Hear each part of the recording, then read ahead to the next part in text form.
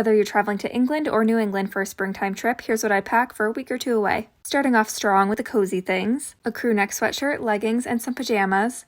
I would also pack some jeans, maybe a light wash denim and a white pair, maybe even a third depending on how many days you're traveling. I really like this pair with the raw hem. Please excuse the dog hair. Anyway, pants with this frayed hem my friends and I call flirty ankles, don't know why. Some cozy cream cardigans, like 2 white long sleeve bodysuits or t-shirts. Can't forget a striped top, 2 button downs, always a white button down, but maybe like a pink or a blue one. What's great about these is that these can be styled in so many different ways, which is why they're so great for trips. You can wear them normally or just as an extra layer over a t-shirt. Same with a cable knit or a lightweight sweater. Great for throwing over your shoulders for that preppy look. A bra and a leather belt. Typically I'll pick one and have all my outfits coordinated to that. To help usher in summer, a nice linen maxi dress or a black maxi dress. Either can easily be elevated for an evening. A denim jacket or a quilted jacket. Been loving paisley at the moment. Can't forget a trench coat. For accessories, look for versatility. Both of these double as crossbodies. I love bringing this Longchamp backpack with me or a tote bag, usually my Longchamp. Sneakers are a must for all the walking around and exploring, or some loafers, maybe some heels depending on what you'll be getting up to, possibly even a pair of rain boots. You just never know with the weather, and what's great about those ones is that they're foldable.